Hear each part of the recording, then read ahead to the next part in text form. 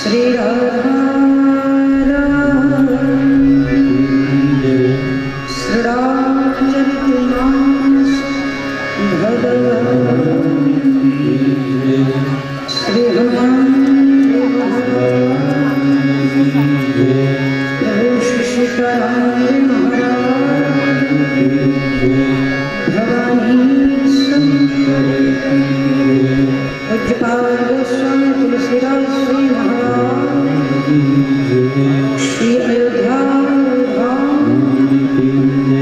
श्री सद्गुरुदेव भगवान श्री कनक बिहारी सरकार बलभक्त वत्सल भगवान की जय जय जय जय जय जय नमः पार्वती पतये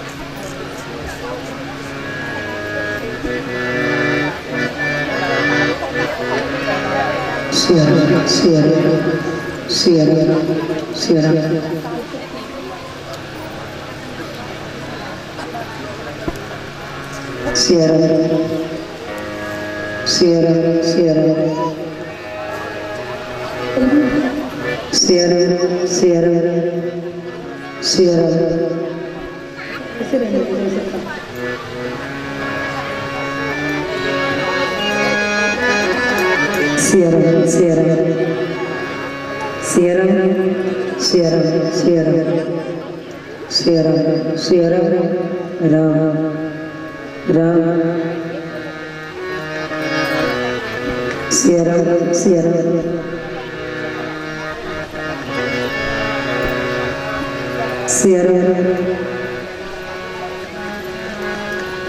परम मंगलमय अखिलेश्वर अकारण पौंडा वंडाले भक्तवांछित कल्पतरु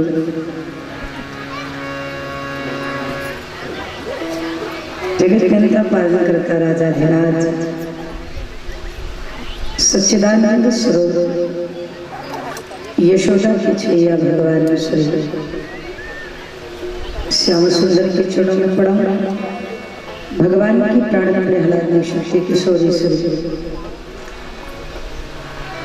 राधा रानी के चरणों में पड़ा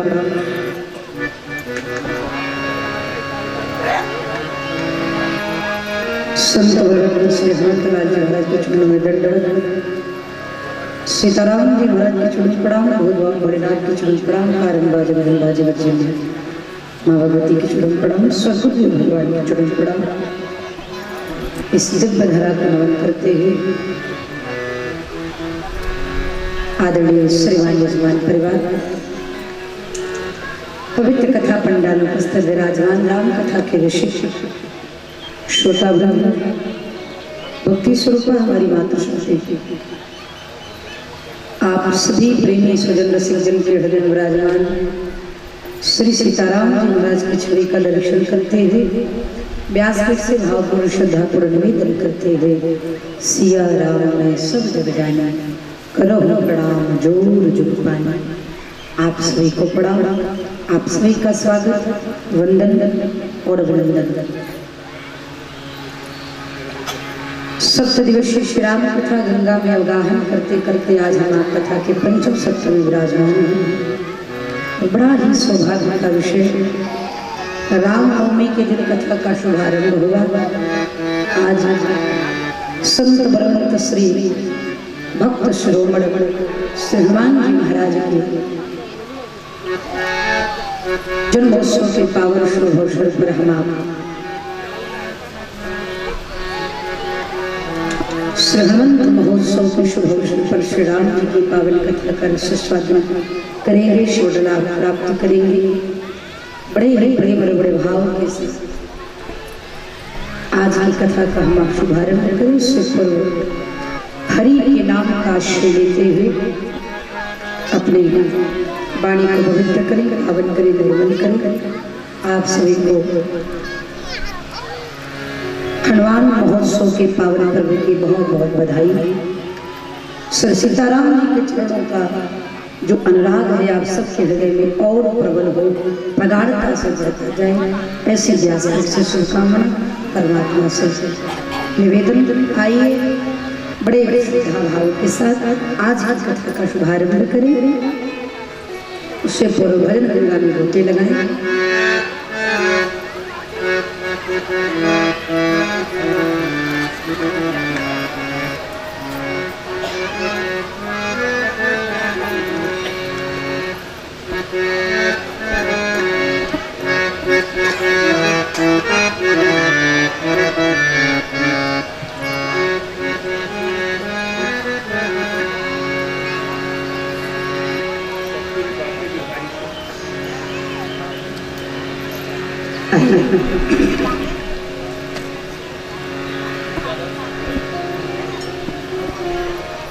बोल भक्तवत्सल भगवान की, श्री राधा रानी की, श्री हनुमान जी महाराज की। आइए बड़े बड़े के साथ, बड़े भाव के साथ, बड़ी श्रद्धा के साथ दो अक्षर का प्यारा नाम है श्री राम नाम का आश्रय लेते हुए बड़े भाव के साथ हरे राम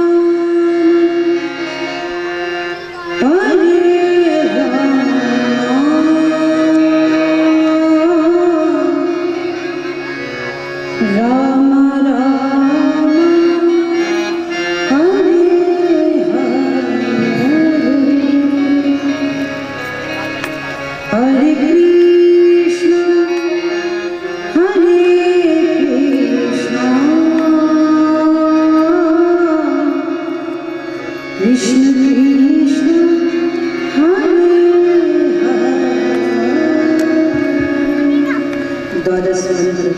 महामंत्र जीवन का आधार।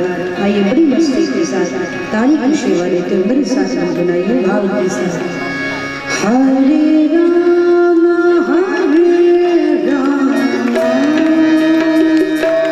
राम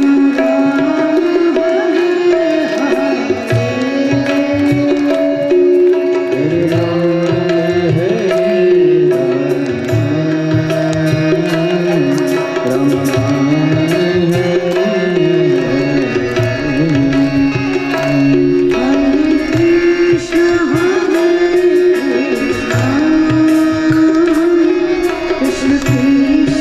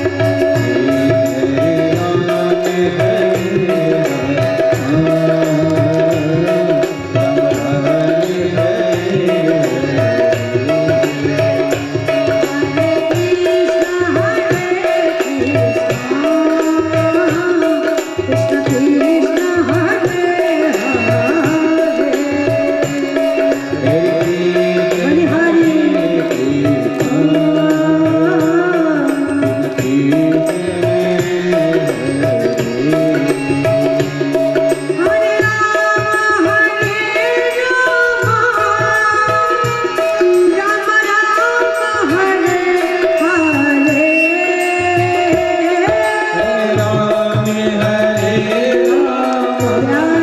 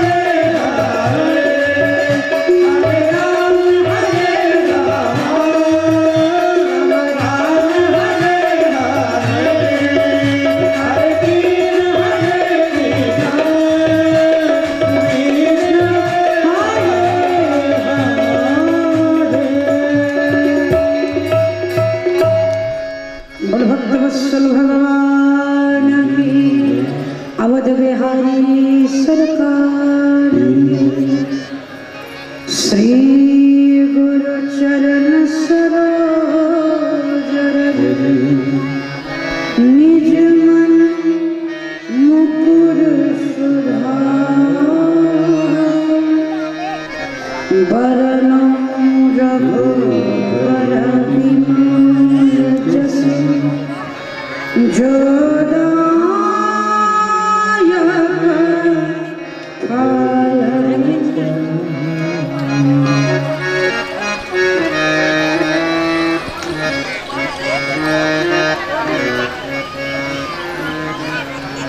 भुवन चारि दास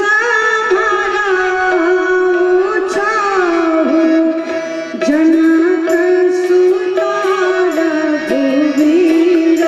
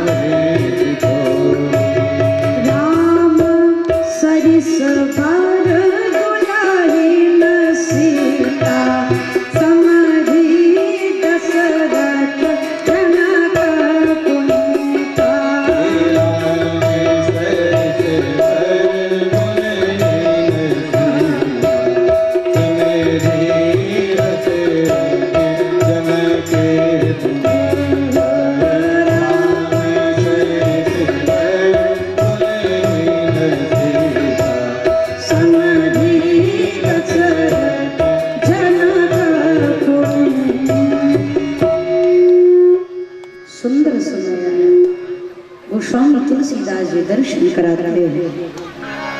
हरे राम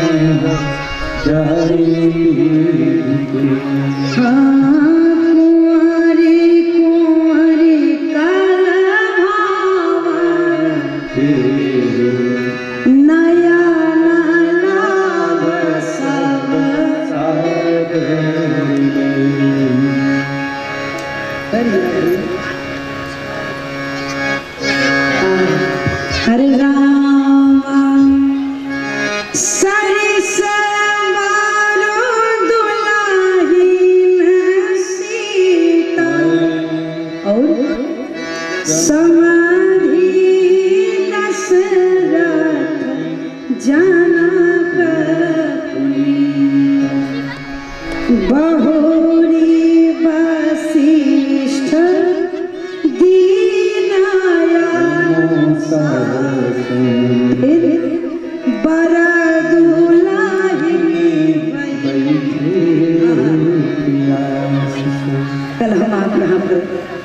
विराम लिए थे। कल भगवान श्री सीता राम जी का विवाह संपूर्ण हुआ। चारों भैया का विवाह हुआ। राम जी का विवाह किशोरी मैया जानकी जी के साथ, लक्ष्मण जी का विवाह उर्मिला के साथ, भरत जी का विवाह मांडवी के साथ, शत्रुघ्न जी का विवाह स्तुत कीर्ति के साथ संपन्न हुआ। चारों भैया का विवाह है। मानो जनकपुर ने आनंद में आकर के डेरा डाल लिया हो। जब से राम जी आए नित्य उत्सव, नित्य उत्साह, नित्य आनंद जनकपुर में विवाह भया। बड़े आनंद के साथ श्री जनक जी महाराज ने चारों बेटियों का विवाह किया, एक साथ में चार चार।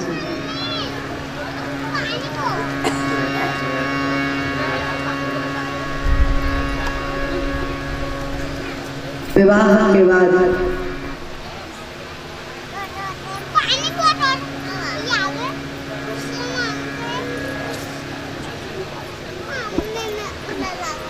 जनकपुर में देखिए, कई लोग कहते हैं कि राम जी अयोध्या में 15 दिन रहे, जनकपुर में 15 दिन रहे, कोई कहता है 1 महीने रहे, कोई कहता है 6 महीने रहे। कितने दिन रहे गोस्वामी तुलसीदास जी ने भी नहीं लिखा। बहुत दिवस बीते नहीं भाते। अब कितना दिन बीता उसको राम जी जाने, कितने दिन तक ससुराल में रहे। स्पष्ट नहीं लिखा है कि कितने दिन रहे, 15 दिन की, 1 महीने की, 1 साल, 6 महीने, कितना लिखा है बहुत दिवस बीते यही बात है, काफी समय तक। क्यों? ससुराल में वैसे सबकी बड़ी सेवा होती है, और नया नया विवाह हो तो फिर बातें क्या है। तो जैसे जैसे पुराने होते जाते हैं वैसे क्रेडिट डाउन होते जाते। पहली बार ससुराल आएंगे तो सोफा पर बिठाए जाएंगे, दूसरी बार आएंगे तो वो जो बढ़िया वाली कुर्सी रहती है गद्दे वाली उस पर बिठाया जाएगा, तीसरी बार आएंगे तो ललकई कुर्सियाँ दे देंगे वहाँ रखिए, और चौथी बार कहीं आ गए तो सीधे चटाई पर।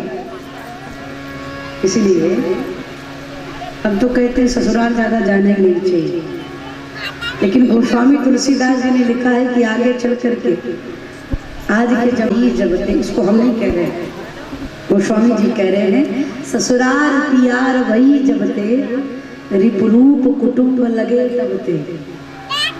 जब से ससुराल वालों से संबंध हो जाता है फिर सास ससुर की ज्यादा चिंता सताती है, माता पिताजी की थोड़ी कम हो जाती है। सास ससुर के ऊपर तकलीफ ना आवे, माई बाप थोड़ा दुखी भी रहेंगे, चल जाएगा।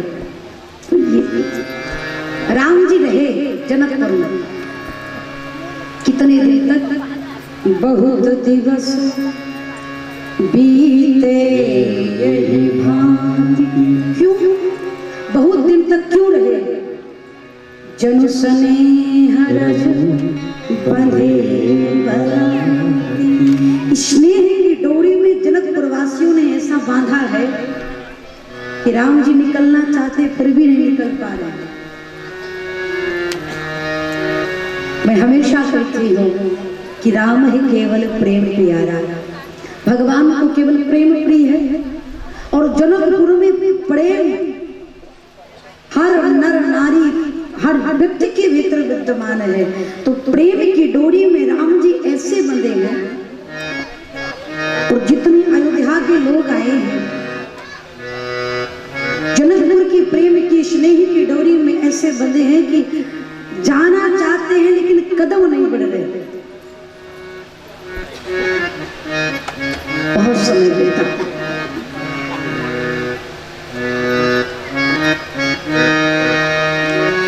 कुछ समय के बाद जनकपुर की स्थिति बदली। एक ऐसा समय आया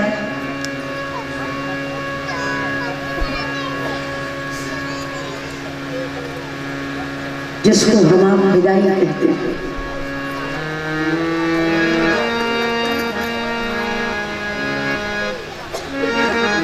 तो जगत जननी जगदम्बा है,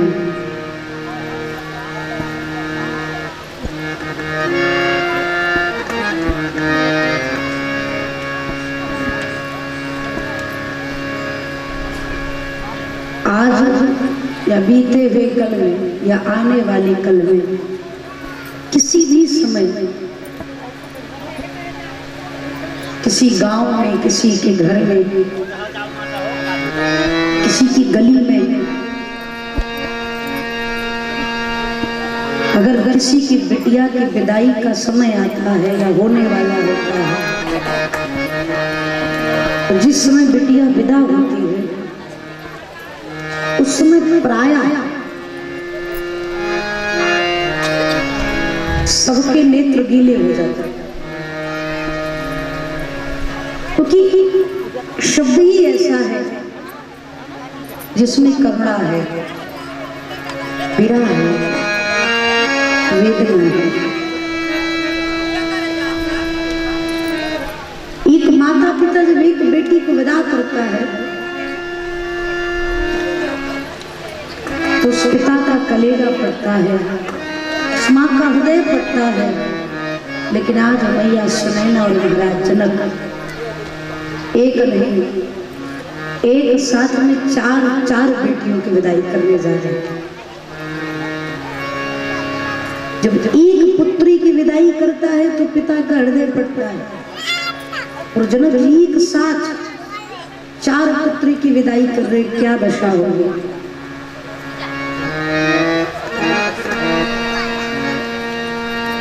मानो जब श्री जानकी जी की विदाई का समय आया तो मानो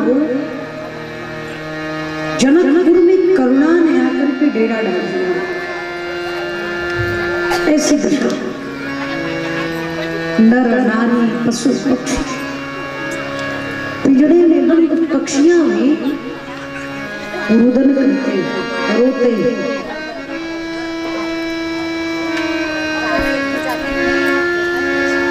और आपको कहूं,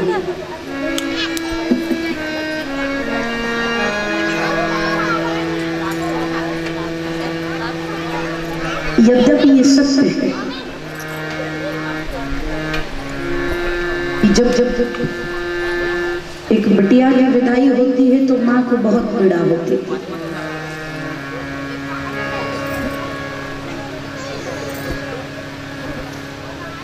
लेकिन कभी क्या हम उस बेटी के पिता के बारे में सोचते हैं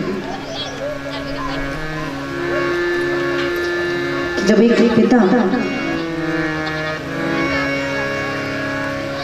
अपनी बिटिया की विदाई के समय प्रायः देखने को मिलता है कि माँ तो आंगन में बैठ करके अपनी बेटी को गले से लगा करके रो लेती है, अपने मन को हल्का कर लेती है। लेकिन जब विदाई का समय आता है तो या तो पिता बेटी के आसपास नहीं रहेगा, और यद्यपि रहेगा तो उस समय तो नहीं रोएगा, लेकिन बिटिया के जाने के बाद कहीं दीवार के पीछे बैठ करके कान में फूट फूट करके रोता है।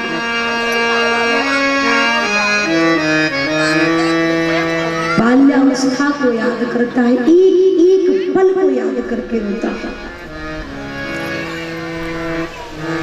और आपको कहूं,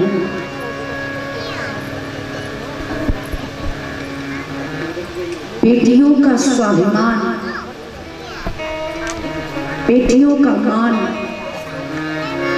बेटियों का सम्मान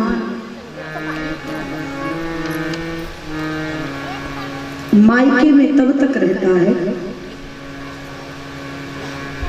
जब तक उसका पिता जीवित रहता है। यद्यपि मायका जो शब्द है वो माँ के नाम से,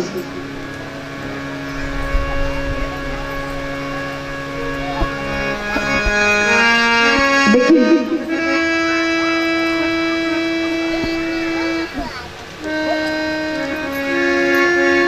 जब तक पिता का साया सर पर रहता है उस बिटिया को लगता है कि सर्वस्व मेरे पास है। छोटी सी भी घटना घटती है ना तो वो कहती है पापा को आने को तो बता दूंगी, उसको लगता है कि अगर उनका हाथ मेरे सर पर है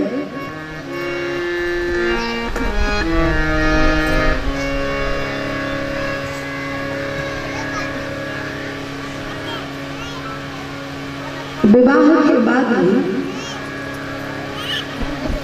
अगर बिटिया ससुराल चली जाती है और ससुराल में कोई दुख आ जाए, कोई तकलीफ आ जाए, तब भी बड़े गर्व के साथ मायके आती है और अपने पिता के सामने अपनी बातों को रख देती है। उसको विश्वास रहता है कि मेरे जीवन की हर समस्या का समाधान मेरा पिता करेगा।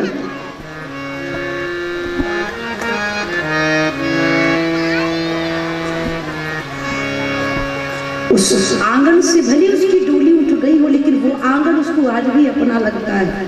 ससुराल से जब भी मायके आती है तो घर में प्रवेश कर जाती है, क्योंकि उसको लगता है कि इस आंगन पर मेरा अधिकार है, और होता भी है।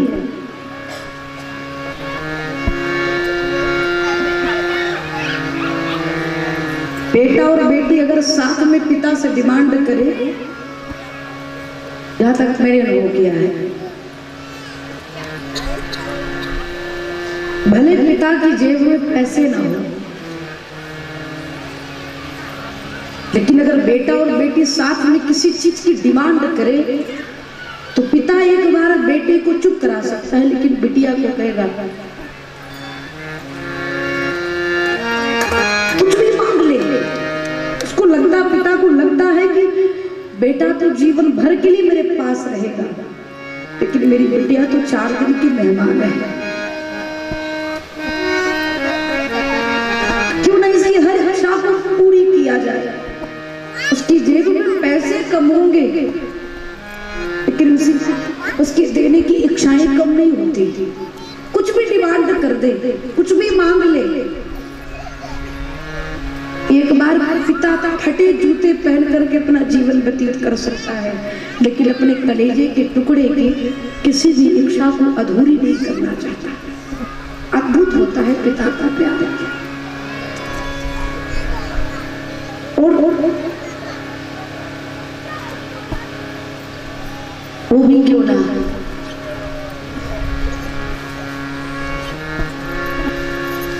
पिता के चेहरे के दर्द को देख करके जितना बेटियां छटपटाती है, क्षमा करिएगा लेकिन शायद उतना बेटे नहीं छटपटाते।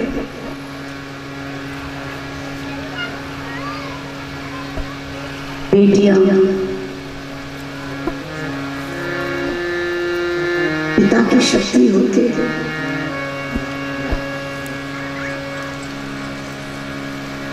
खुशी होती है, घर की लक्ष्मी होती है। जब तक वो है सब कुछ है, और अगर पिता का साया सर पर है तो बिटिया के जीवन में सब कुछ हो।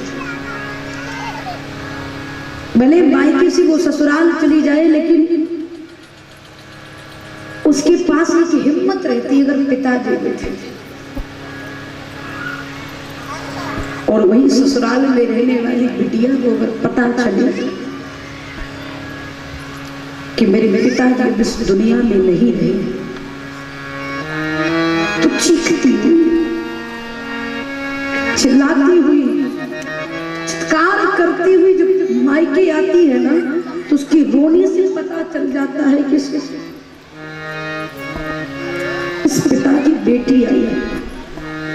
और घर के उस दहलीज पर पछाड़ खा करके गिरती है, उस दहलीज को देखती है, उस आंगन को देखती है, उस घर को देखती है, और कहती है मनी मनवे के आज के बाद ये दहलीज मेरे लिए पराई हो गई।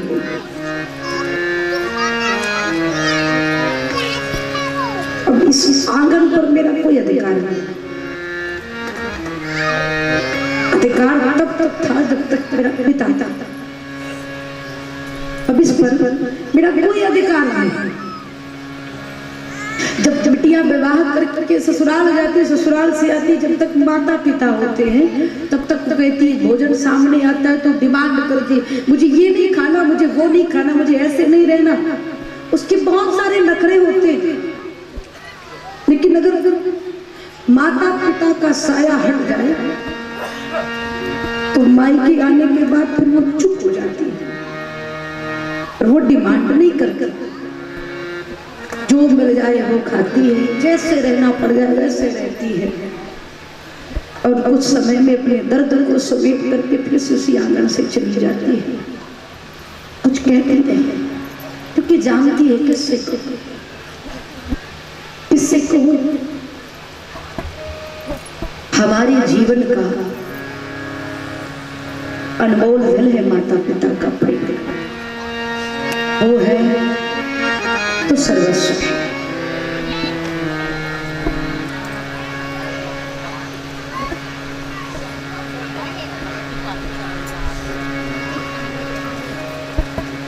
श्री दशरथ जी महाराज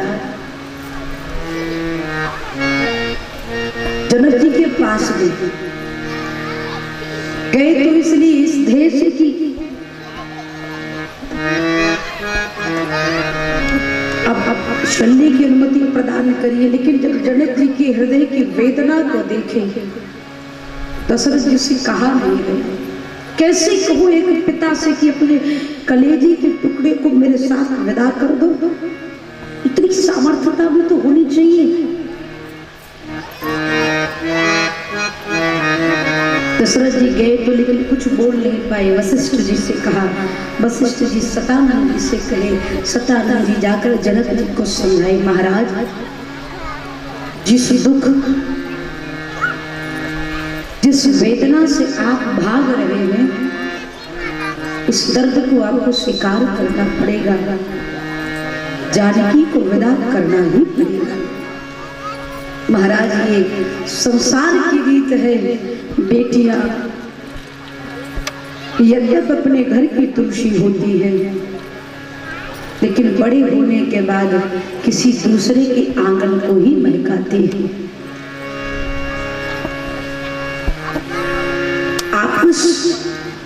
पीड़ा को स्वीकार करना पड़ेगा। श्री सतानंद जी के वचनों को सुनकर के महाराज जनक ने रनिवास में सूचना भिजवाई कि किशोरी जी का श्रृंगार किया जाए। आपको कहूं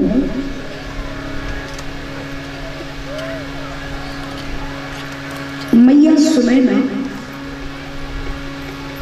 सीता जी का बड़ा अद्भुत श्रृंगार करती है। श्रृंगार करने के बाद बगल में बिठाया और एक माँ का जो कर्तव्य है वो मैया सुनैना करती है और नारी धर्म का उपदेश करती है। मैया सीता ने कहा कि माँ आपकी जानकी अनभिज्ञ है, माँ इतना बताइए कि अगर प्रभु के हृदय में श्रेष्ठ स्थान प्राप्त करना है तो ऐसा कौन सा कार्य करूं जिससे पति की नजरों में श्रेष्ठ बनी रहूं। पति के हृदय में स्थान प्राप्त करने के लिए एक स्त्री को क्या करना पड़ता है माँ, कृपा करके मुझे बताओ। तब मैया सुनैना उपदेश देती है, कहती है बेटी अगर आप राम जी के हृदय में श्रेष्ठ स्थान प्राप्त करना चाहती है, केवल राम जी और सीता जी की बात नहीं है मेरी मैया, आप सबके लिए बात ये निर्धारित करता है। अगर आप सभी अपने पति के हृदय में श्रेष्ठ स्थान प्राप्त करना चाहती है तो एक कार्य करिए।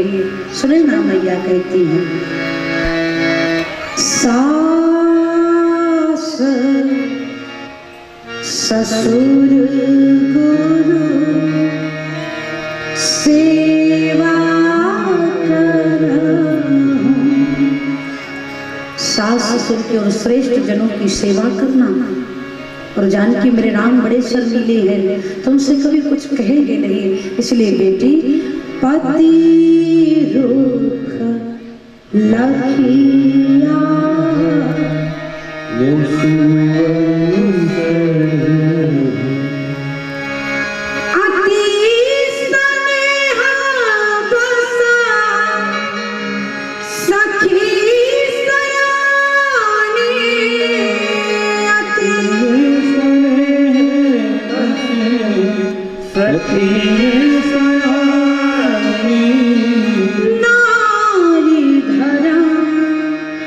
सिखवाही मृदुबानी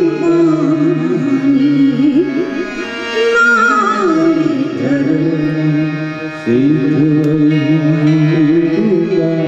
मैया सुनैना श्री किशोर जी को समझाती है कि श्रेष्ठ जनों का आदर करना, अपने से बड़ों का कहना मानना, सबका सम्मान करना, सबको खिलाकर तब खाना, और ऐसा करोगी तो राम जी के हृदय पर सदैव राज करोगी। श्री सुनैना मैया शिक्षा प्रदान कर रही थी। विदाई का समय आया। सीता मैया कि जब चलने का समय आया तो मैया जानकी दूत से कहती है कि जाते जाते एक बार पिताजी का दर्शन करना चाहते हैं।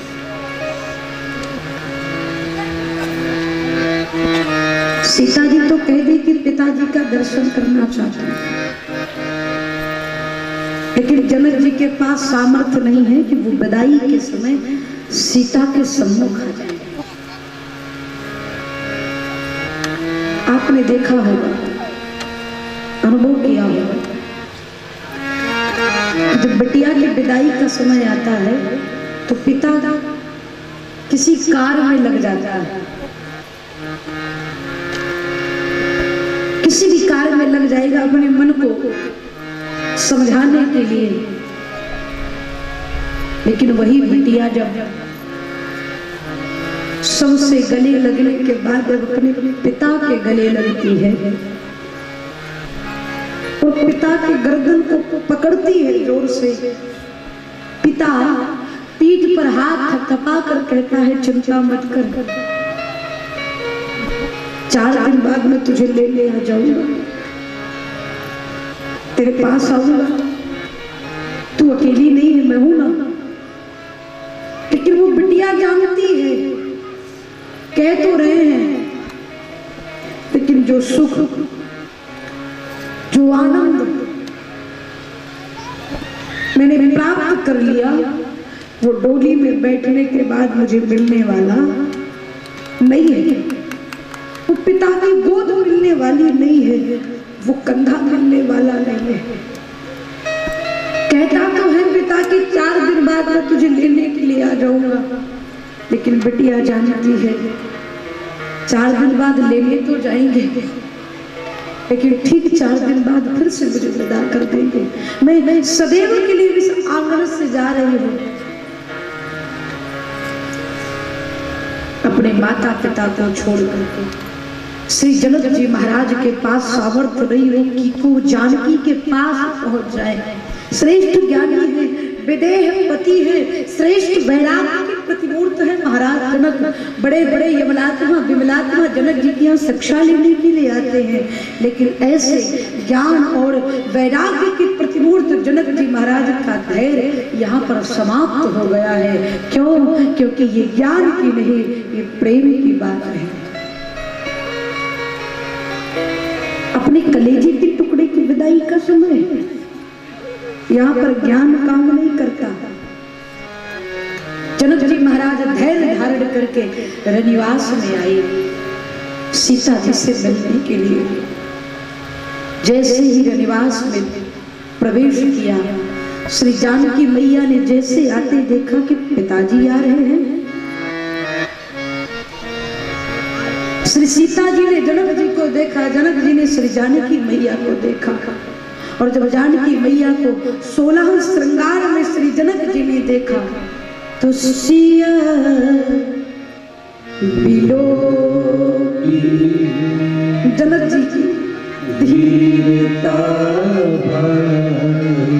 जिसको गोद में लाड लड़ाया था, जिसको कंधे पर बैठाया था, जिसका बचपना जिए थे, उस सीता को जब एक दुल्हन के रूप में देखे तो जनक जी की धैर्य समाप्त हो गया। रहे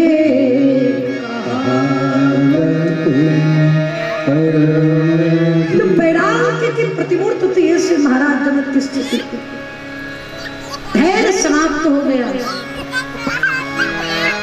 तो सीता जी की तरफ जनक जी ने देखा तो मैया जानकी पिताजी पिताजी पिताश्री कह करके जनक जी की तरफ बढ़ी। और जब सीता जी के मुख से पिताश्री शब्द निकला तो श्री जनक जी अधीर व्याकुल हो गए, व्यथित हो उठे और बाबा कहते हैं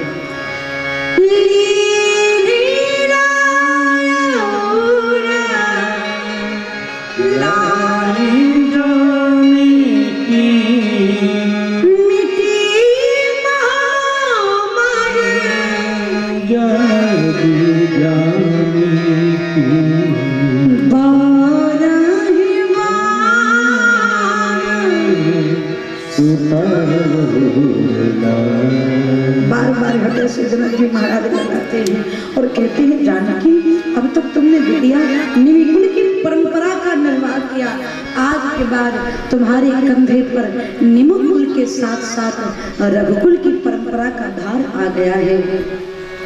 बेटिया अपने ससुराल और मायके के सम्मान को संभाल कर रखना। श्री जनक जी महाराज ने किशोरी मैया को हृदय से लगाया और सच सुंदर पालकी मंगाई, सुंदर पालकी मंगाया।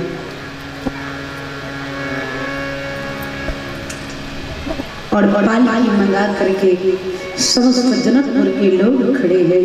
श्री जनक जी अपने हृदय में धैर्यता को धारण करते हैं। प्रेम विवश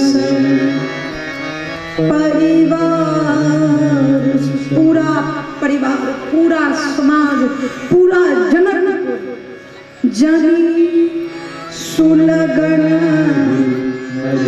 जनक जी के हृदय में मानो वियोग की ज्वाला जल रही हो, इतनी पीड़ा हृदय में, इतनी वेदना, इतनी करुणा। कुंवरी चढ़ा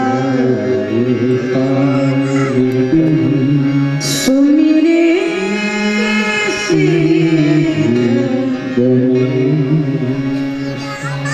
गणेश भगवान का ध्यान करके श्री जनक जी महाराज ने श्री किशोरी मैया को पालकी पर बैठाया। बाबा कहते हैं सिय चलत व्याकुल पुरवासी। श्री किशोरी जी की विदाई के समय पूरा नगर व्याकुल है। सो महाराज जब सीता जी जाने लगी तो मेरे प्रभु का स्वभाव देखिए। राम जी मैया सुनैना के पास गए और मैया सुनैना के पास जाकर के हाथ जोड़कर प्रभु कहते हैं राम विदा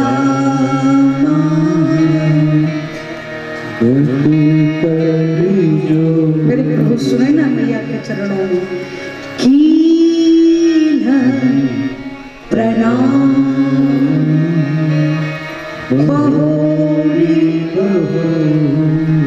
श्री सुनैना मैया के सम्मुख भगवान श्री राम हाथ जोड़कर खड़े हुए थे। मां अब राम को चलने की अनुमति प्रदान कर। तो मैया सुनैना कहती है राघव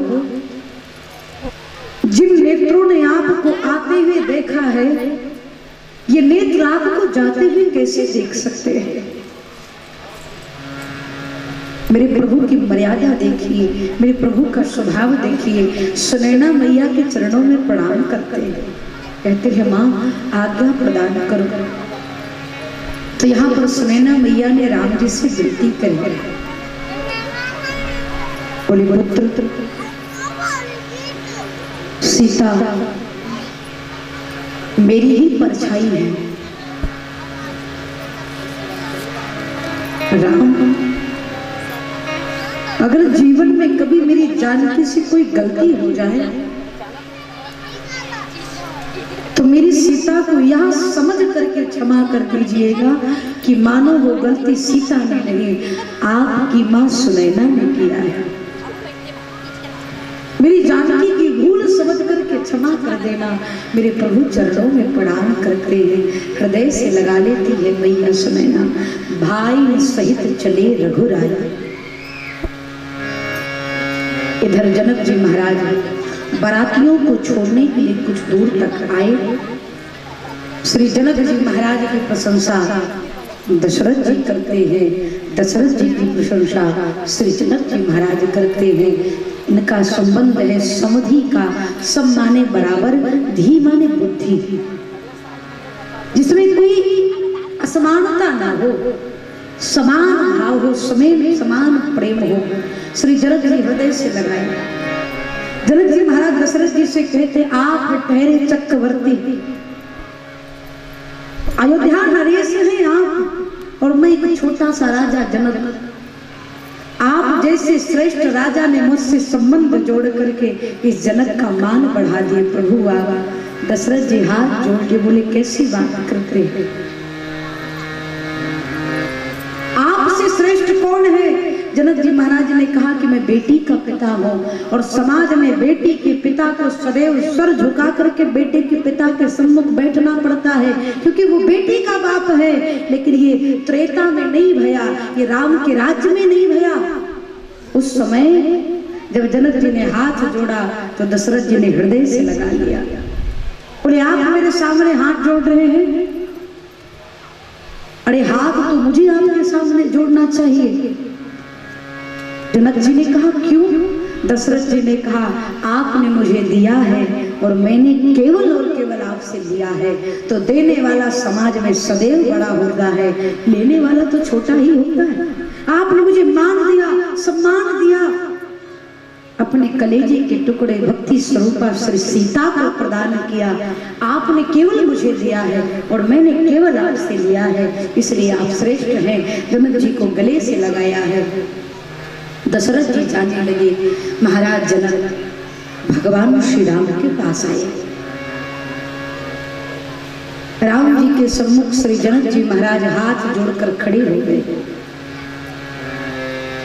और हाथ जोड़कर कहते हैं, राम कहाँ के ही भांति प्रशंसा। जनक जी हाथ जोड़कर कहते हैं कि आपकी किस प्रकार से प्रशंसा करूं? तो राम जी कहते हैं कि एक पिता के मुख से पुत्र के सामने पुत्र की प्रशंसा शोभा नहीं देती। तो जनक जी कहते, आज एक पिता अपने पुत्र की प्रशंसा नहीं कर रहा है, मैं उन राम की प्रशंसा कर रहा हूं जो राम भगवान शिव के हृदय के मुनि महेश निज मानस हंसा। मुनि जनों के, भगवान शिव के हृदय में जो हंस के समान विहार करते हैं, भ्रमण करते हैं, ऐसे राम के चरणों में जनक प्रणाम करता है। श्री जनक जी महाराज ने राम से कहा कि आज जनक तुमसे कुछ मांगना चाहते हैं।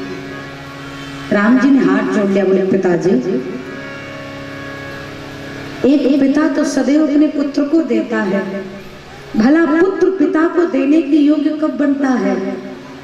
तो जनक जी महाराज राम जी से कहते हैं, आज यहाँ पर न एक पिता अपने पुत्र से मांग रहा है, न एक ससुर अपने दामाद से मांग रहा है, बल्कि एक भक्त अपने भगवान से मांग रहा है। श्री जनक जी महाराज की बातें सुनकर के राम जी ने कहा, कहिए क्या चाहिए आपको? श्री जनक जी हाथ जोड़कर कहते हैं, प्रभु बस इतनी कृपा कर दीजिए कि ये मेरा मन आपके चरणों को छोड़कर कहीं और जाए नहीं सरकार, बस इतनी कृपा कर दीजिए। राम जी को हृदय से जनक जी लगाए हैं। बारात विदा हुई है। ठहरते बारात अयोध्या पहुंची। माताओं ने चारों पुत्रों और पुत्र वधुओं का स्वागत किया, आरती उतार कर भीतर ले गई। मैया कैकेयी जनक जी महाराज की कुशल छेड़ता पूछती है। वो त्रेता था, वो राम राज्य था, आज हमारे समाज में उसी की आवश्यकता है, बहुत आवश्यकता है। जब दशरथ जी बारात लेकर के अयोध्या पहुंचे, पुत्र वधुओं को लेकर के, बहू और पुत्र को लेकर के, तो मैया कैकेयी ने दशरथ जी के सामने कहा, महाराज आपके कारण कहीं जनक जी महाराज को कोई कष्ट तो नहीं हुआ? क्या पूछा? आपके कारण कहीं जनक को कोई कष्ट तो नहीं हुआ? वो केवल कैकेयी ही पूछ सकती थी। आज के जमाने में बारात आते हैं, सबसे पहले पत्नी अपने पति को किनारे लेकर जाएगी और पूछेगी 10 लाख देने को कहा था, पूरा दिया कि नहीं दिया? प्रणाम करने के बाद कहते हैं, नाथ सकल संपदा तुम्हारी, मैं सेवक समेत सुत, करब सदा ललिकन पर जो हो, दर्शन दे रहा बमुनि। महाराज दशरथ विश्वामित्र जी के चरणों में प्रणाम करते हुए कहते हैं, प्रभु ये सब दर्शन देते रहिएगा और मेरे ना रहने के बाद मेरे पुत्रों पर अपना कृपा भरा हस्त रखे रहिएगा। ये वही दशरथ हैं जो विश्वामित्र जी को कल कह रहे थे, राम देत नहीं बने गोसाई। कर रहे हैं क्यों भैया? अरे जिन विश्वामित्र जी की कृपा से भक्ति का आगमन जीवन में मिल जाए, जिन संत की कृपा से भक्त और भगवान का मिलन हो जाए, ऐसे संत के बदले मिली कितना लाभ हुआ, और जिससे लाभ होगा उसकी तो हम प्रशंसा करेंगे ही करेंगे, चाहे जो। महाराज दशरथ चरणों में प्रणाम किए, विश्वामित्र जी प्रस्थान किए। आगे चल करके बाबा कहते हैं, जो श्री सीताराम जी के विवाह की गाथा को गाता अथवा सुनता है, उसके जीवन में नित्य उछाल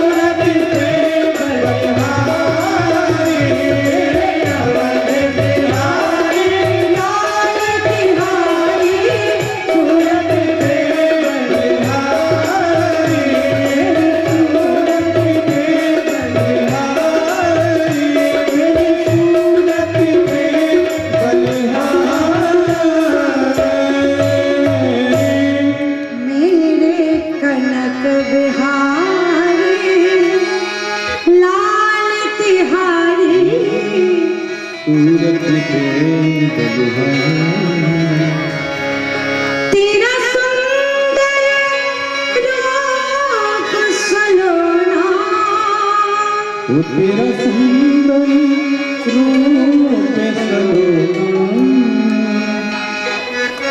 इसमें है जादू तो चितवन में जादू टोना, चितवन में जादू टोना, मेरे जादूगर सरकार तिहारी सूरत पे मेरे अवध बिहारी तिहारी सूरत पे बलिहारी। जब तेरा मज़ाहे घर आए, जब तेरा प्यारे घर आए, नित नव मंगल मोद बधाए, तेरा जल मोद बधाए। एक समय सब सहित समाजा, एक समय सब सहित समाजा, राज सभा रघुराज विराजा, राजसभा रघुराज विराज, राजसभा रघुराज विराज, राजसभा रघुराज विराज, राजसभा रघुराज विराज। राम जी सीता जी को अयोध्या लेकर के आए। खूब आनंद, खूब उत्साह, खूब खुशियां बरस रही। नित्य नव मंगल मोद बधाई, नित्य उत्साह, नित्य मंगल, नित्य आनंद। तो राम जी एक दिन सोचने लगे कि अयोध्या में बड़ी खुशियां मनाई जा रही हैं, जीवन में ज्यादा खुशियां आ जाती हैं तो हमारी शरीर के लिए हानिकारक हो जाता है वो।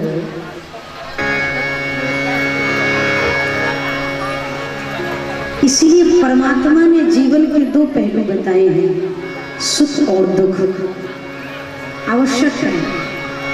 राम जी ने सोचा अयोध्या का चैनल बदल दिया जाए। खूब आनंद हुआ। एक चैनल को देखते देखते लोग डूब जाएंगे, कितनी देर तक देखा जाएगा। जीवन में निरंतर अच्छा पूज्य महाराज श्री हमारे कहते हैं, अगर जीवन में वास्तविकता में परमात्मा से जुड़ना है और जुड़े रहना है तो किसी न किसी का अभाव जीवन में अवश्य होना चाहिए। अगर केवल प्रभाव ही रहेगा बेटा तो भगवान से प्रेम नहीं होगा, इसलिए अभाव भी जरूरी है।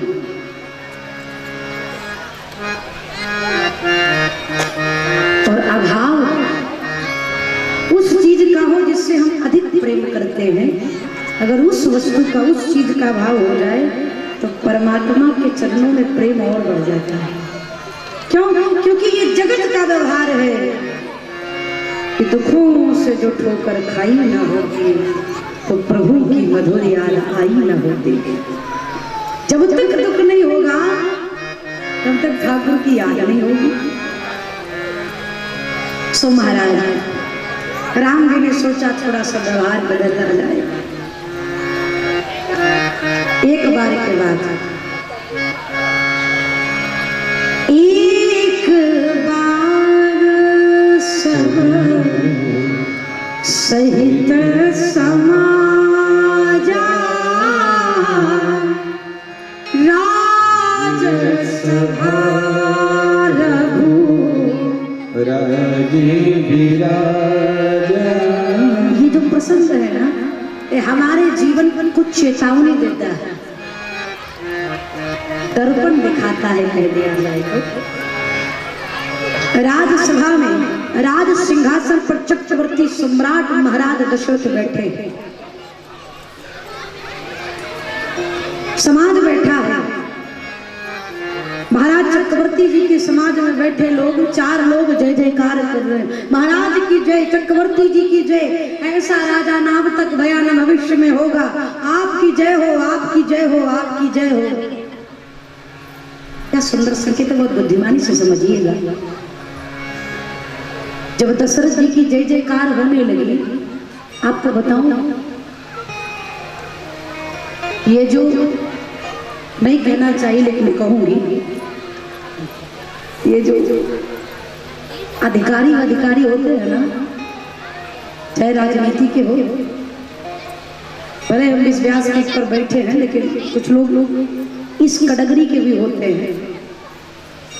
ऐसे लोग होते हैं जो उच्च लेवल पर बैठते, अच्छा पद मिलता है उनको, वो अपने साथ 3-4 लोगों को लेकर चलते हैं। क्यों?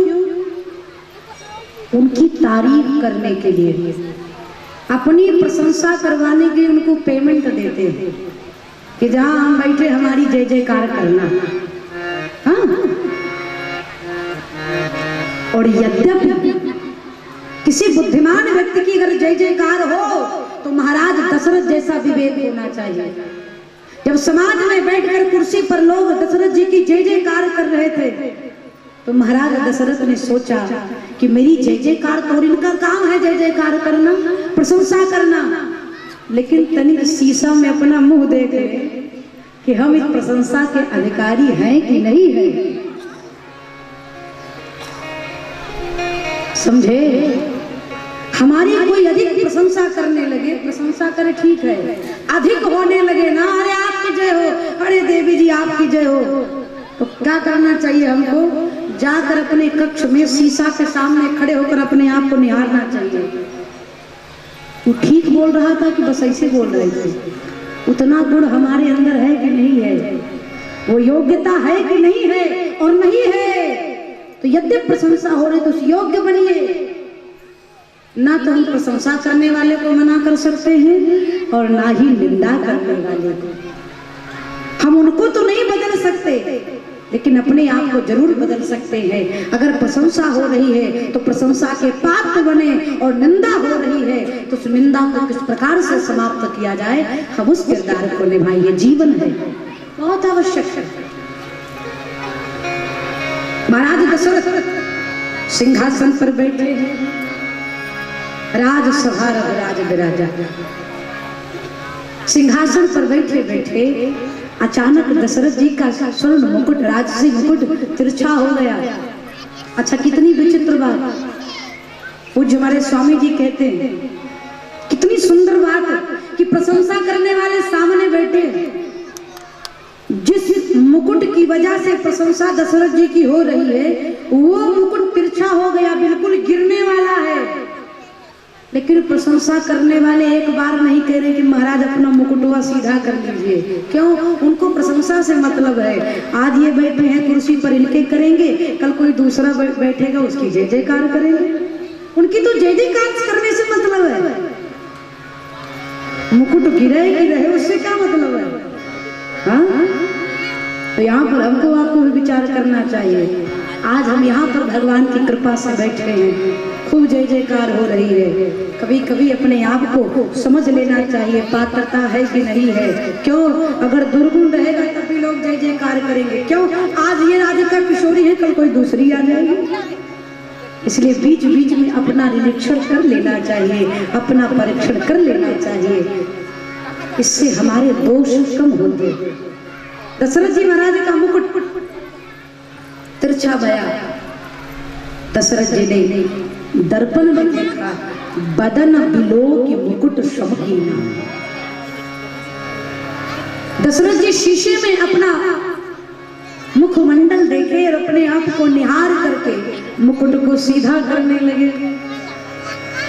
जब सीधा करने लगे तो एक संकेत मिला। क्या मिला? बाबा कहते हैं, श्रवण समीप भय शीत के श्रवण समीप भय शीत। विचार कर लिया, माना हो जरा अस उपदेश हूँ जरठ करूं अस उपदेश।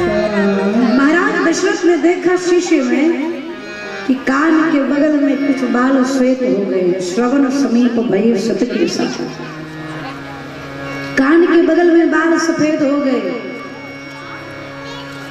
जिसको शिक्षा लेना होगा वो छोटी छोटी बातों से ले सकता है, जिसको समझना होगा वो समझ जाएगा, और जिसको नहीं समझना होगा उसको भगवान भी आकर नहीं समझा सकते।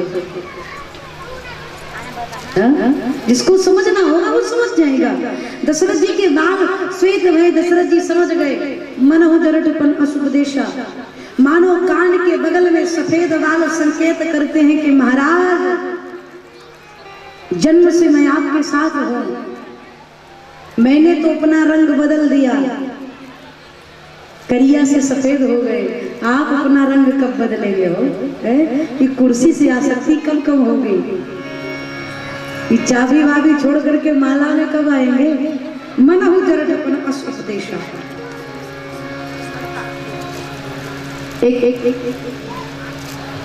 एक वृद्ध व्यक्ति अपने पोते को लेकर के गोद में लाड लड़ा रहा था। उसके बेटे का पुत्र था, छोटा सा था, लाड लड़ा रहा था, गोद में लेकर दुलार कर रहा था। तो उसी समय उसी मार्ग से महात्मा जी गुजरे। महात्मा जी को देखा तो उस व्यक्ति ने प्रणाम किया और प्रणाम करके कहा, महात्मा जी आप तो सन्यासी हैं, थोड़ा सा शिक्षा दे दीजिए हम जैसे गृहस्थों को। तो महात्मा जी भी विलक्षण। महात्मा जी ने कहा, तुम्हें हमें शिक्षा देने की जरूरत नहीं है, तुम्हें तो शिक्षा तुम्हारा पोता दे रहा है। क्या? देखो ना, तुम्हारी गोद में बैठ करके बाबा बाबा बाबा कह रहा है। इसका अर्थ क्या है महाराज? और इसका अर्थ ये है कि आपका पोता कह रहा है कि अब गृहस्थ के झंझट को छोड़िए और माला लेकर बाबा हो जाइए, इसलिए आपका पोता बाबा बाबा कह रहा है। तो बुढ़ऊ बाबा भी बड़ा ही समझदार थे। महात्मा जी से कहा, ठीक कहते, मैं अपने जब जब पोते की बात सुनता हूँ, बाबा बाबा मुझे पुकारता है, तो मेरा मन करता है कि मैं घर छोड़ करके जंगल चला जाऊं, भजन करूं। लेकिन जब तैयार होने लगता हूँ बाबा बनने के लिए, तब तक मेरी बेटी का पुत्र आ जाता है और मेरी बेटी का बेटा आकर के मेरे सामने कहता है, नाना नाना नाना। मतलब जाना नहीं, इच्छा तो होती, लेकिन क्या करूं? रोकने वाले दोनों खड़े, क्या करें? महात्मा जी ने कहा, धन्य हो प्रभु, गृहस्थों को समझाना आसान है, फिर बड़ा कठिन है महाराज। दशरथ जी समझ गए, गुरुदेव के पास गए और गुरुदेव से कहा, सरकार राम सब प्रकार से लायक हो गए हैं, अगर राम को सिंहासन प्रदान करके भजन किया जाए। हमको आपको भी कथा संकेत करती है, 40 साल अधिक का शक्ति है, 50 वर्ष, उसके बाद चकाचक भजन किया जाए, जिम्मेदारी बेटा पुत्र बहू को सौंप दिया जाए और अपना एकांत में बैठ करके भजन किया जाए। यही जीवन है, क्योंकि ना अब तक आसक्ति कम गई है, ना जीवन में कम। मन को हटाना पड़ता है, मन हटता नहीं है।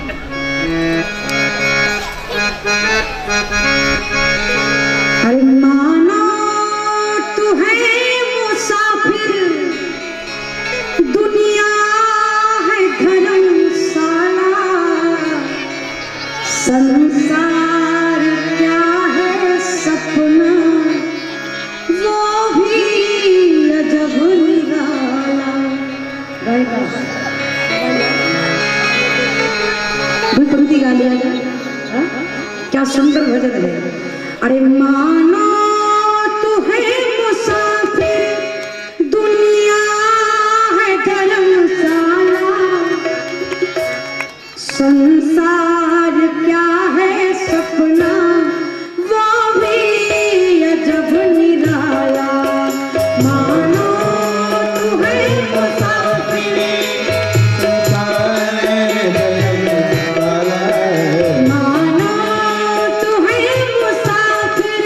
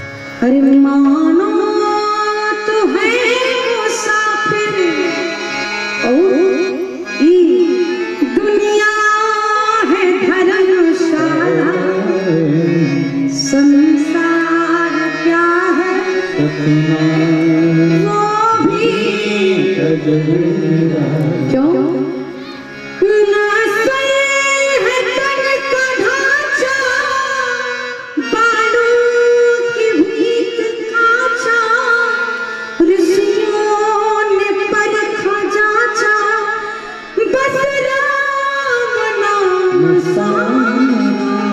क्या सुंदर संकेत। अरे छटके तू पी शिकारी, बस राम नाम प्याला, संसार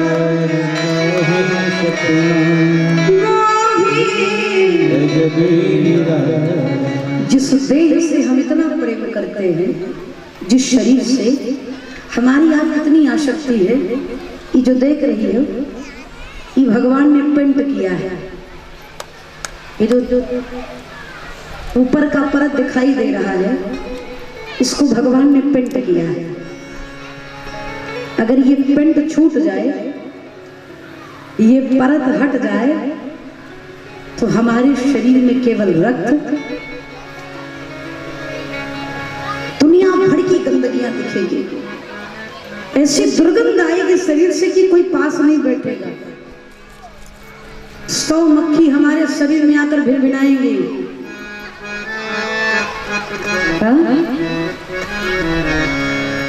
जो क्षणमात्र के लिए जिस शरीर से इतनी आसक्ति है मेरे प्यारे, उसका महत्व तब तक है जब तक इसमें भगवान रूपी प्राण ज्योति है। अगर ये प्राण ज्योति निकल गई तो ये शरीर जितना सुंदर भी नाम हो, जितना सुंदर शरीर हो, फिर इसका एक ही नाम पड़ेगा, लाश को उठाकर यहाँ से यहाँ कर दीजिए। किसी लेखक ने बड़ी सुंदर पंक्ति लिखी कि नदी में बहते हुए लाश को देखा तो मैंने समझा कि संसार में बोझ शरीर का नहीं सांसों का है। जब तक ये सांसें चलती है ना, तब तक इसका बोझ है। जिस दिन ये सांस हट गई, उस दिन ये लाश हल्की हो जाएगी और पानी में तैरने लगती है।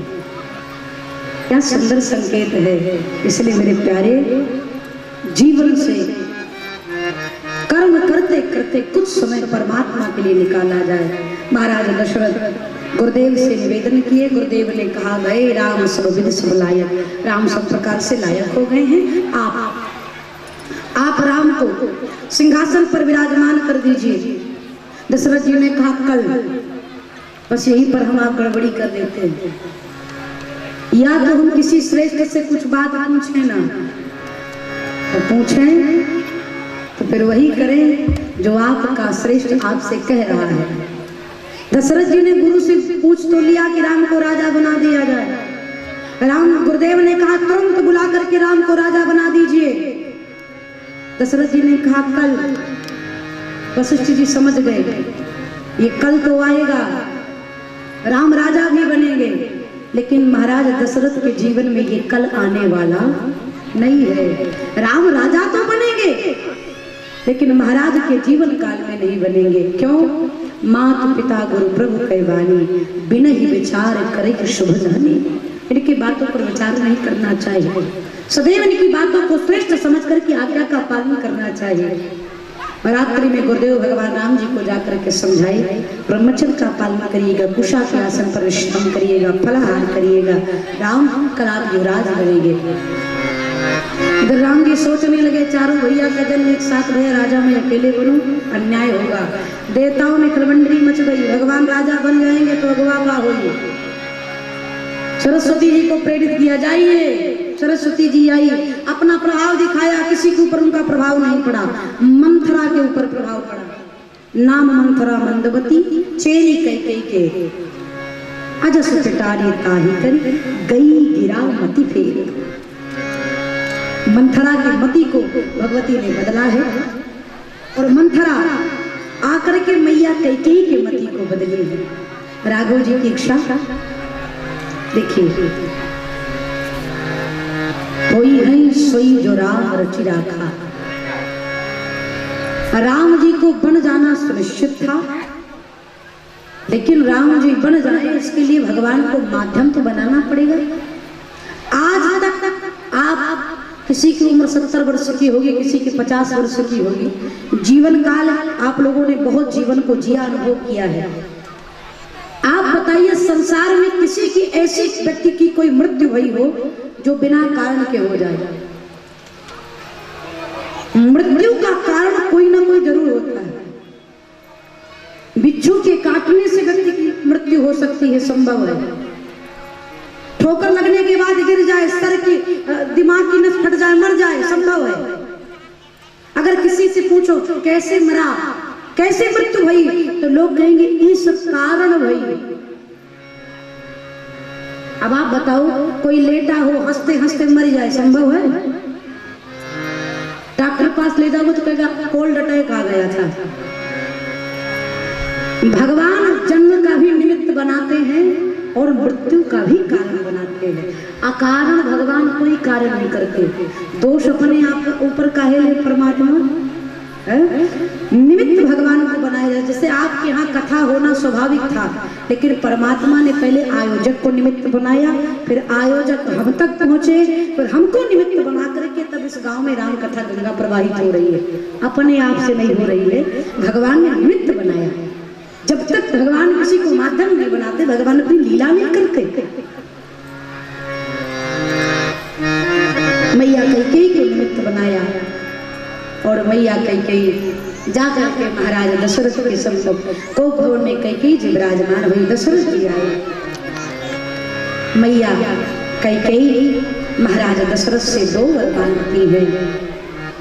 पहला, सुनो प्राण प्रिय भावत जी का देह एक बार भरत ही टेका, और दूसरा तापस देश विशेष उदासी 14 वर्ष राम वनवासी। मैया कैकेयी ने राम जी को 14 वर्ष का वनवास मांगा। जैसे सुना महाराज दशरथ विकल हो गए। महाराज दशरथ कहते हैं कैकेयी अभी समय है, संभल जाओ। दुख अयोध्या में सुख को काटने की दुख की कुल्हाड़ी मत बनो। महाराज दशरथ मैया कैकेयी से विनती करते हैं, लेकिन परमात्मा की लीला के आगे मैया कैकेयी स्तब्ध है, इसलिए मौन है। आपको बताऊं, किसी ने कहा कि मैया कैकेयी का जीवन कीचड़ के समान है।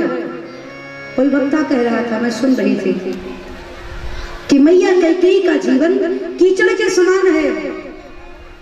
यद्यप मेरी उनसे मुलाकात हो जाती तो मैं कह देती, या आप सत्य कहते हैं कि मैया कैकेयी का जीवन कीचड़ के समान है, लेकिन मैया कैकेयी का जीवन वही कीचड़ है जिसमें भरत रूपी कमल खिला है। अगर कमल रूपी भरत रूपी कमल को खिलाना है तो जीवन को कीचड़ बन भी जाए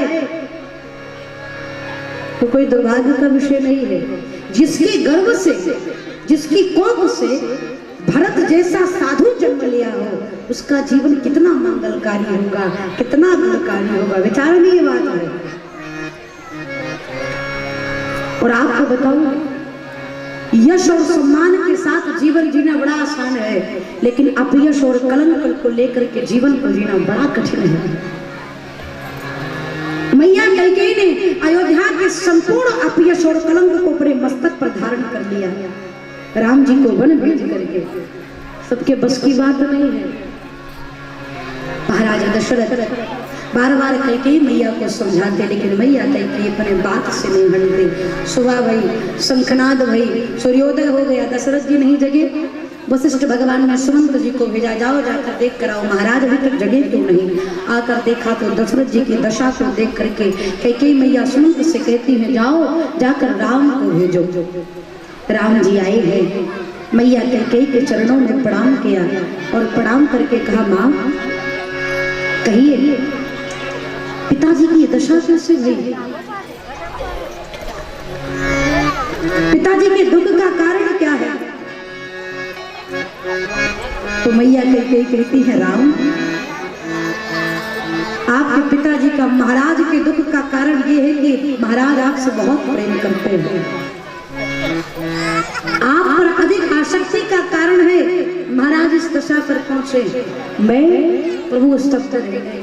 माँ मैंने कौन सा अपराध कर दिया, क्या भया मुझसे कि मेरे पिता जितने दुखी हैं। कहिए माँ, राम अपने प्राणों की आहुति देकर के पिता के दुख को दूर करेगा। कहो माँ, क्या आदेश है। मैया कैकेयी ने हृदय को संभालते हुए कही, राम आपके पिताजी के पास 2 वचन थे।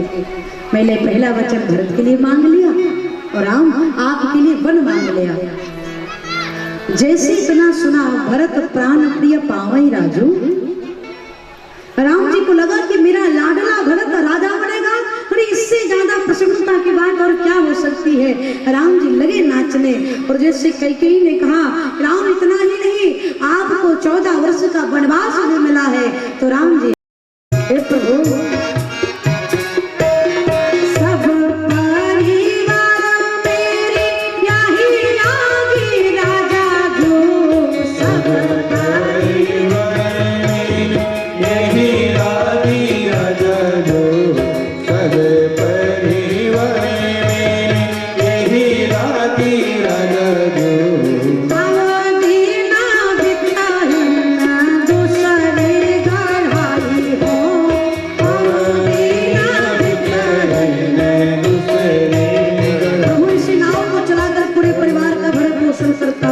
इतना पैसा नहीं कि दूसरी परिवार पढ़ा पाऊंगा। हे सरकार, गौतम की हरानी जो तरनी करेगी प्रभु, जो तरनी करेगी प्रभु, की घरेनी जो तरनी करेगो प्रभु। प्रभु सो निषाद है के बात ना बढ़ाई हो, की बातें ना बढ़ाई हो। प्रभु सो निषाद है के बात ना बढ़ाई हो। प्रभु निषादे हो की बातें ना बढ़ाई। केवट जी कहते, प्रभु आपने शिला सुना छुआ, नारी बन गई, आपने गौतम ऋषि को दे दिया। कहीं मेरी नाव नारी बन गई, सरकार मुसीबत हो जाएगी। आप ही मल्लाह हैं, मैं भी मल्लाह हूँ, हम दोनों की जात एक है, तो विवाद नहीं करिए। लक्ष्मण ने कहा, दिमाग खराब हो गया है तुम्हारा, तुम अपनी बराबरी प्रभु से कर रहे हो। केवट जी ने कहा, हम में इनमें कोई अंतर नहीं। बोले कैसे? केवट जी ने कहा, मैं गंगा पार उतारता हूँ, ये भव से पार उतारते हैं, दोनों का काम एक है, कोई अंतर नहीं है। हाँ हाँ, तुलसी के सराम रावणों को साची कहो, तुलसी के राम रावणों को साथी कहो, तुलसी के राम रावणों को साथी कहो। बिना पाग धोए नाथ नाम ना चढ़ाई हो, बिना पाग धोए नाथ नाम ना चढ़ाई। बिना पाग धोए नाथ नाम ना चढ़ाई हो। अंत में केवट जी कहते हैं, तुलसी के सराम रावणों सो साची कहो, तुलसी। से राम सत्य कहता हूँ प्रभु, क्या बिना पाग धोए नाथ नाव ना चढ़ाई हो। तो केवट जी मेरी बात इसलिए नहीं सुन रहे क्योंकि इनके पास भी प्रेम है। तो लक्ष्मण जी ने कहा, देख तो नहीं रहा है।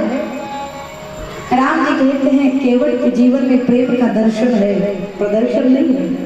मेरा केवट अद्भुत भक्त है, वो इसके जीवन में प्रेम का प्रदर्शन नहीं है। केवट जी कहते हैं, प्रभु पाँव को धोऊंगा, फिर नाव पर बिठाऊंगा। राम जी कुछ नहीं बोलते, केवट भैया निहोरा करते हैं, अरे धुला लो पाँव राघव जी, धुला लो पाँव राघव। पावेला अगर जो पाएगा रे, बुला लो करते सभी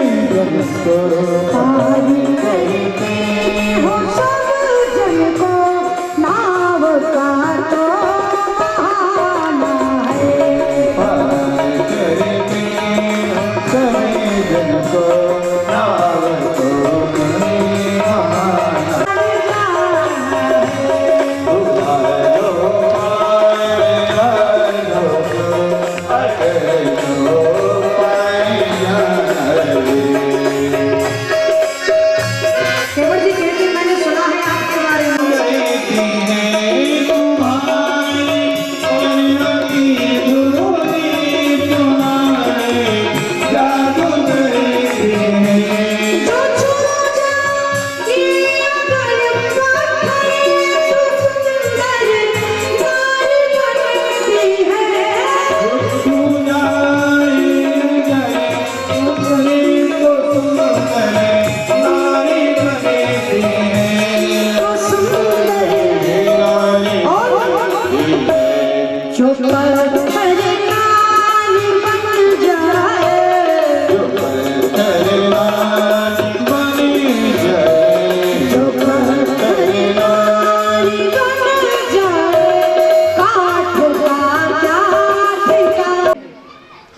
ड्यूटी पर मैं हूँ बस, कोई तीसरा नहीं है। क्यों? रतिया में जब भगवान सोए थे ना, तो निषाद जी से केवट जी ने कहा था, कल घाट पर मेरे अलावा नाव तो सबकी रहेगी, लेकिन नाव चलाने वाला इस केवट को छोड़कर कोई दूसरा नहीं होगा सरकार, बस इतनी अनुमति प्रदान कर दीजिए। निषाद जी ने कहा था ठीक है, आज कोई नहीं है केवट जी को छोड़कर, अकेले केवट जी।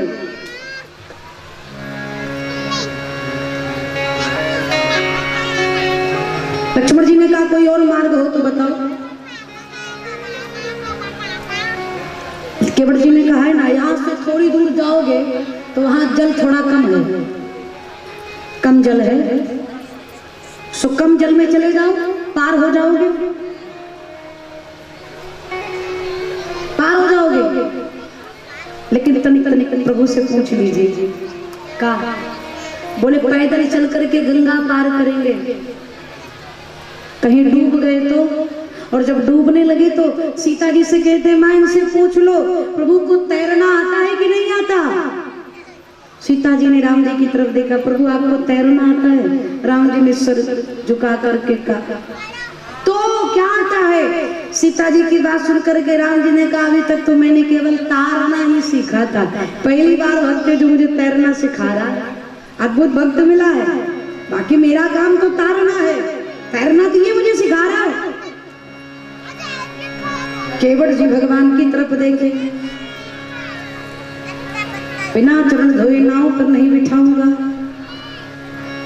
ऊपर से नीचे तक देखे। जब भगवान कुछ नहीं बोले तो केवट जी के लगाओ हो इनके पास उतराई देने के लिए कुछ नहीं है, इसलिए मुंह लटका कर खड़े हैं। केवट जी कहते हैं पदक कमल धोई चढ़ाई नाव ननाथ उतराई जाओ, पदक कमल धोई चढ़ाई ननाथ उतराई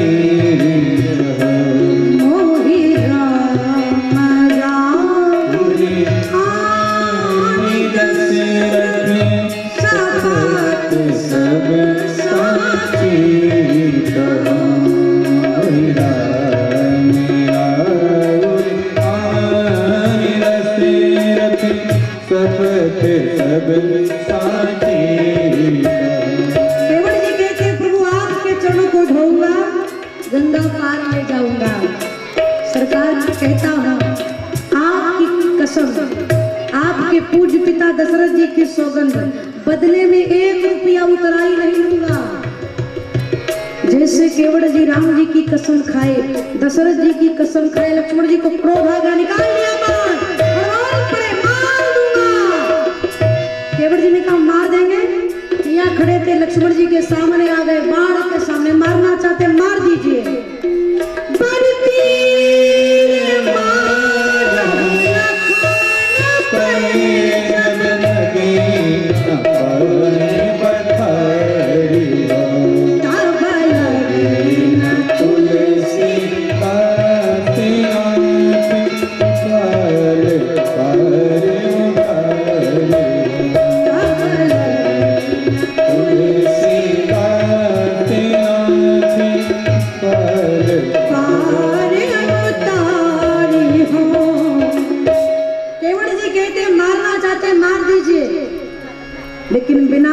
चरण धोए नाव पर नहीं बिठाऊंगा। केवट जी की बात सुनकर के लक्ष्मण जी ने कहा जब मर ही जाओगे तो चरण कैसे धोगे, मरने के लिए तैयार हो गए। केवट जी ने कहा इसमें भी मेरा लाभ है, प्रॉफिट है। हो कहा क्या लाभ है? बोले जब ऊपर जाऊंगा तो पूछा जाएगा किसने मारा, कहां पर मारा, क्यों मारा और किसके सामने मारा। तो सबसे पहले पूछा जाएगा कहां मारा, स्थान बताओ। तो मैं कह दूंगा गंगा जी का तट था। किसने मारा? मर्यादा पुरुषोत्तम भगवान श्री राम के छोटे भाई लक्ष्मण जी ने मारा। किसके सामने? त्रिलोकीनाथ भगवान श्री राम के सामने। क्यों मारा? बस इतनी गलती थी, भगवान का चरण धोना चाहता था इसलिए मार दिया। तो जजमेंट किसकी तरफ होगा लक्ष्मण जी जरा बताइए। लक्ष्मण जी को लगा कि कोर्ट में निर्णय तो इसकी तरफ से ही होगा, तो काहे गुनाहगार बने। बाण अंदर रखा और भगवान से कहा आपन तेज संहारो आपन, ये भक्त आपका मुझसे हैंडल होने वाला नहीं है। परशुराम जी को संभालना आसान था, केवट को संभालना बड़ा कठिन है।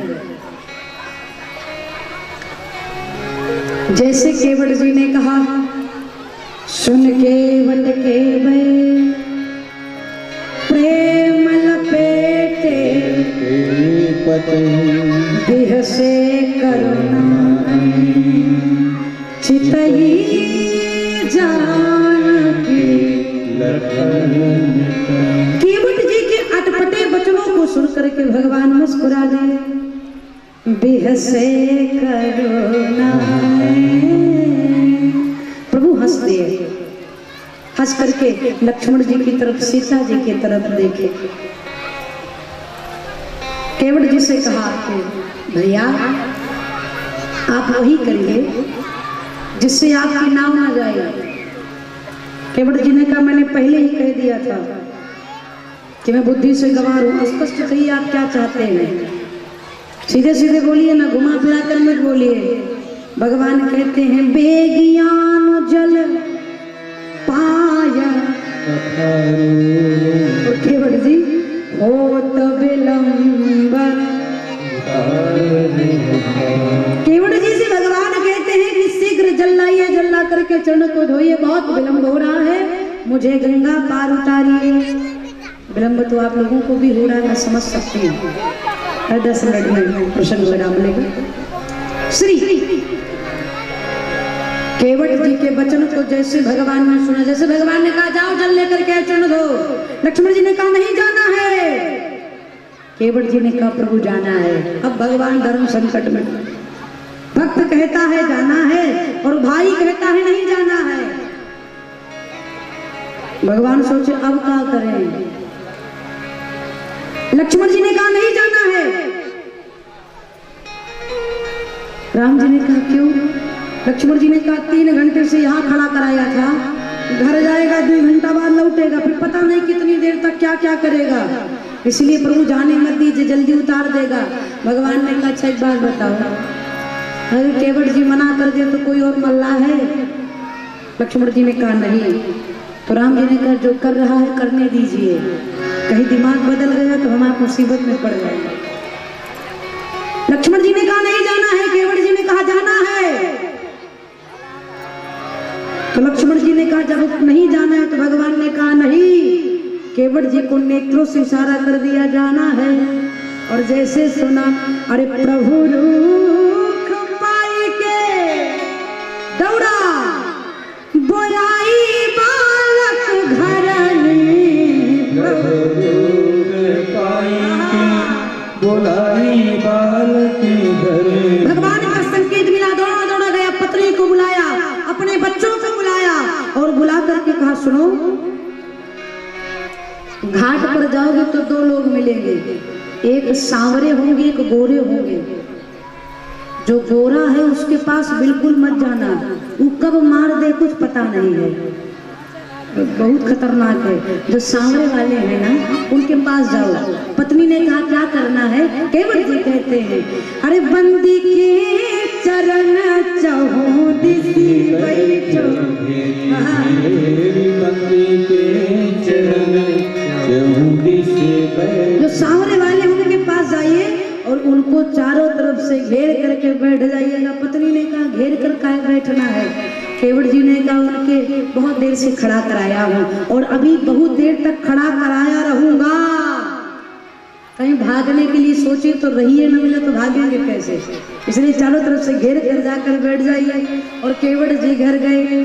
छोटो सो कठौता भरी आनी पानी गंगा जी को। छोटो सो कठौता भरी आनी पानी गंगा जी। केवट जी कर गए अपने घर जाकर के। केवट है, मल्लाह है, तो लकड़ी का कठौता लिए, कठौता लेकर के जल लेकर के आए। तो किसी ने केवट जी से कहा सोने चांदी के बर्तन नहीं थे, कांसा के बर्तन नहीं थे, पीतल के बर्तन नहीं थे, कम से कम स्टील के बर्तन में भगवान के चरणों को धोते, लकड़ी के बर्तन में धो रहे। केवट जी बड़े चतुर हैं। लकड़ी जल को सोखती है। केवट जी ने सोचा स्टील के बर्तन में धोएंगे तो तुरंत समाप्त हो जाएगा।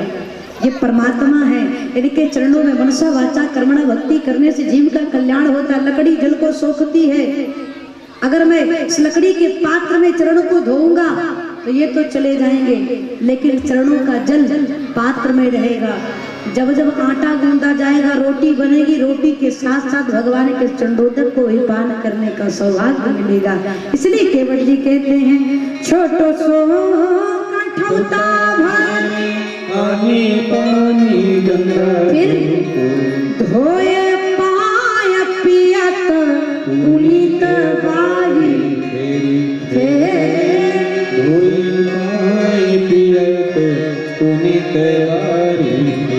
केवट जी आए, कठौता में जल लिए, भगवान के चरण को, एक चरण को धोए, धो करके पी गए। जैसे ही चरण को धोया, भगवान चरण को धरती पर रखे। केवट जी ने कहा हो ये क्या कर दिया आपने? आपका चरण गीला था और आपने पृथ्वी पर रख दिया, आपके चरणों में रज लग गई, फिर से धोना पड़ेगा। जब इतना सुना तो लक्ष्मण जी ने कहा हो गए पार, कल्याण हो गया। अभी जितनी बार चरण धोएंगे, पृथ्वी पर रखेंगे, इनके चरणों में धूली लगेगी, इनके चरणों में धूली लगेगी और ये धोएगा। सो हमको लगता है 14 साल यही बीत जाएगा, अगवा जाने वाने वाले नहीं है। बाबा कहते हैं छोटो सो कठौता भरी। छोटा सा, बड़ा नहीं लाए हो। काहे? बड़का लाएंगे तो एक बार में धो करके सबको पिला देंगे, और छोटा सा रहेगा तो कई बार धोने का अवसर मिलेगा। इसलिए बाबा कहते हैं छोटो सो आनी पानी गंगा जी को। अरे धोए पाय पियत पुनीत बारी। धोई पाय पियत पुनीत बारी। केवट जी चरण को धोए पी गए। लक्ष्मण जी ने कहा हो गया? केवट जी ने कहा हमने अपने आप को गंवार कह दिया तो आपने मुझे गंवार समझ लिया। अरे मैं इतना गंवार नहीं हूँ, भगवान का चरण धोया हूँ। इस चंडोदक को अकेले नहीं, पत्नी बच्चे को पिलाऊंगा। धोए, पत्नी बच्चे को पिलाया। लक्ष्मण जी ने कहा हो गया? बोले आप तो चले जाएंगे, हमको इसी गांव में रहना है। नरतोरा वाले कहेंगे अकेले पी लिए, हमको नहीं दिए तो क्या कहूंगा? इस बार धोऊंगा तो पूरे गांव को पियाऊंगा। अब छोटा सा कठौता है, बार बार धो करके गांव वालों को पिलाने लगे। लक्ष्मण जी ने कहा हे भगवान मैं परेशान हो गया। भगवान ने कहा जो करना है करने दीजिए, इसको बिल्कुल डिस्टर्ब मत करिए। कहीं दिमाग डाइवर्ट हो गया ना तुम्हारी छुट्टी हो जाएगी। जो कर रहा है करने दीजिए। आहा, जब स्वयं पी लिए, परिवार वालों को पिला दिया, गाँव को पिला दिया, तो लक्ष्मण जी ने कहा हो गया ना, अब चलो बैठाओ नाव पर। केवट जी ने सोचा अगर इस बार इनसे कह दूंगा तो ये मार देंगे, इसलिए प्रभु से कहा प्रभु एक बार और धोऊंगा, एक बार। भगवान ने कहा अब कौन है? आप हो गए, परिवार हो गया, गांव हो गया, अब कौन बचा है? भगवान ने, केवट जी ने कहा प्रभु अभी अभी अभी कुछ लोग हैं। राम जी ने कहा हमको कोई दिख तो नहीं रहे हैं। केवट जी ने कहा यही तो विडंबना है सरकार, अगर आप देख ही लिए होते तो वो कब के पार हो गए होते। रामायणी जी की तीरथ चलते कृष्ण की आरती से। रामायणी जी की तीरथ चलते कृष्ण पानी के दीवाने विसार मुख समय बाद से जरो शारद करनी पवन सुत तीरथ की आरती से। रामायणी जी की तीरथ चलते कृष्ण की गावती देवी पुरानी सुभगी करे मुझ जुगती की जगदे लोग पूरी रमेती काते मात सर्वे तुझती की आरती। रामायण जी की तीरथ चलते तेहनाकं महिमानः शचन्द्र यत्र पुरवे शाहिने नमो वयं वैश्ववनाय कुर्महे शमे कामान कामकामाय मह्यं कामेश्वरो वैश्ववरो ददातु कुबेराय वैश्ववनाय महाराजाय नमः। हरिः ओम् एकदन्ताय विद्महे वक्रतुण्डाय धीमहि तन्नो दन्ती